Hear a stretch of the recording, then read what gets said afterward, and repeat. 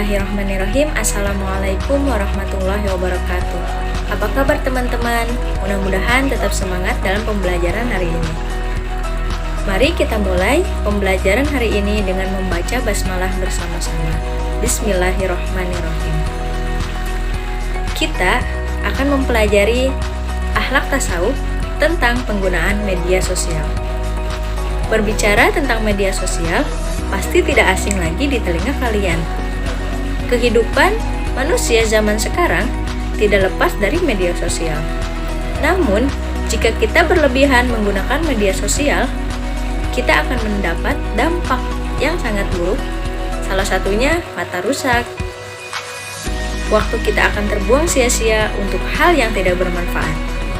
Bagaimana baik dan buruknya? Kita pasti sudah tahu. Baiknya kita bisa berkomunikasi jarak jauh dengan orang-orang sekitar yang lainnya.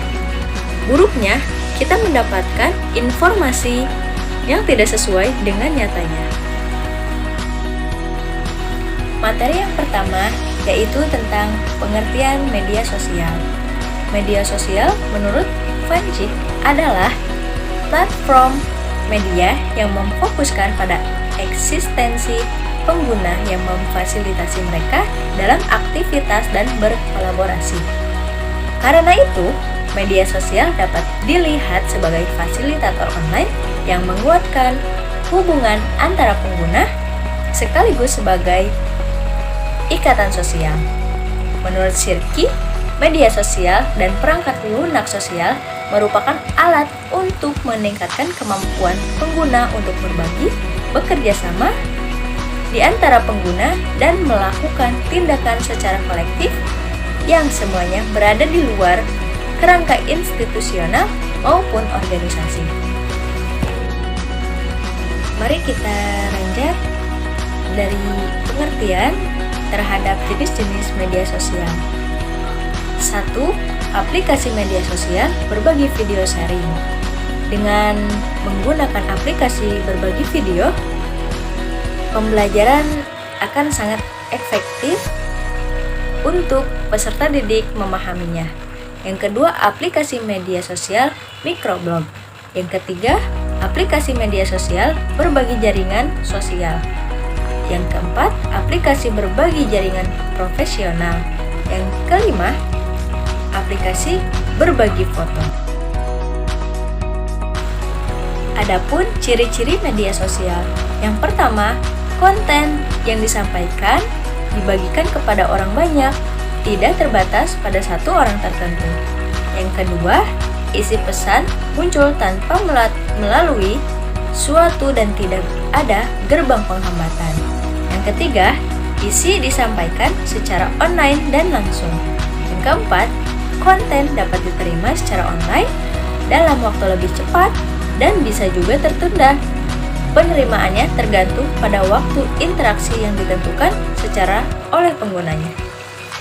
Selanjutnya, media sosial menjadi penggunanya sebagai karakter dan aktor yang memungkinkan dirinya untuk beraktualisasi diri.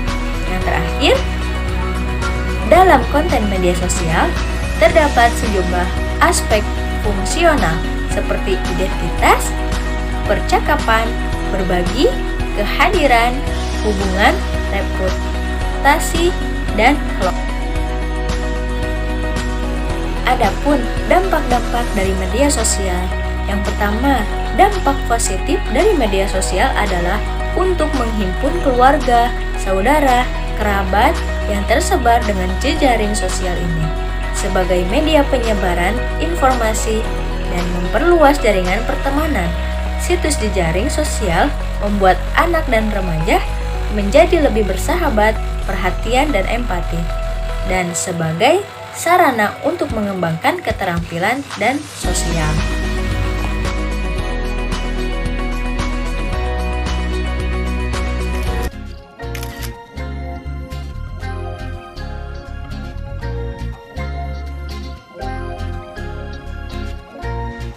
Perkembangan digital tentu dapat membawa dampak positif dan berbagai kemudahan. Namun, jika tidak dapat mengontrolnya, beberapa dampak negatif juga didapat. Berdasarkan data Digital Around the World 2019, pengguna media sosial di Indonesia mencapai 150 juta pengguna atau sebesar 56% dari total populasi. Rata-rata lama pemakaian selama 3 jam 26 menit. Media sosial meliputi Facebook, Twitter, Instagram, Line, WhatsApp, Snapchat, hingga TikTok. Beberapa hal yang kerap muncul ketergantungan atau cemas jika tidak menggunakan media sosial, membandingkan hidup kita dengan orang lain, membawa permasalahan dunia maya ke dunia nyata, hingga mempengaruhi mood. Ini yang dialami Gina. Waktu itu kan pernah ya mati lampu kan, terus kayak sinyal tuh ngadet gitu kan. Itu kayak bener-bener nggak tahu mau ngapain, kayak karena kehidupan aku setengahnya itu kan medsos banget gitu kan. Maksudnya tergantung sama medsos. Jadi waktu itu tuh bener-bener ini banget sih nggak tahu mau ngapain kayak. Tak heran ada pengguna medsos yang akhirnya memutuskan untuk membatasi kehidupan medsos di platform tertentu karena sadar akan pengaruhnya. Karena pas gue lagi pakai Instagram DLL itu kayak toksik, ngerasanya kayak ngeliatin hidup orang, terus jadi ngebandingin hidup orang sama hidup kita, jadi ngerasa kayak insecure sih, jadinya milih buat stop. Berdasarkan studi International Journal of Mental Health and Addiction, pengguna media sosial yang berlebih dapat menyebabkan gangguan mental. Fitur like dan komentar di media sosial juga kerap menjadi hal yang dapat mempengaruhi perasaan pengguna. Ada ciri kepribadian bahwa ada orang itu senang mendapat pujian, orang itu senang mendapat perhatian, orang itu selalu pengen dapat dukungan orang banyak. Kalau seperti itu terus kita kembangkan, di balik itu akan ada suatu kelemahan bahwa ketika tidak banyak pujian, ketika tidak banyak perhatian, saya akan down. Dr. Danardi menambahkan manusia harus tetap memilih informasi yang sesuai dan bermanfaat. Ini sama halnya memilih media sosial yang baik untuk pribadi seseorang. Kondisi dan reaksi psikologis seseorang berbeda-beda pada isi media sosial.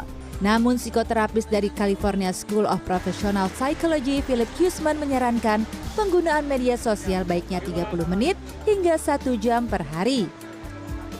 Sandra Insanasari, Himawan Amri, Jakarta. Adapun manfaat media sosial. Yang pertama, media sosial bisa menyambung silaturahmi. Yang kedua, sebagai media untuk membagikan karya tulis, karya-karya yang lainnya. Yang ketiga, sebagai media untuk berbisnis. Yang keempat, sebagai media untuk berdakwah. Dan yang terakhir, media sosial sebagai sumber informasi yang lebih luas lagi. Nah, dalam sosial media, kita akan mendapatkan informasi-informasi yang mungkin itu berita hoax atau berita nyata. Nah, saya akan menggambarkan cara menghindari hoax atau berita palsu. Yang pertama, hati-hati dengan judul provokatif. Yang kedua, cermati alamat situsnya. Yang ketiga, periksa faktanya. Yang keempat, cek keaslian fotonya. Yang kelima, ikut serta grup diskusi anti hoax. Mudah-mudahan bermanfaat ya. Adapun fungsi media sosial.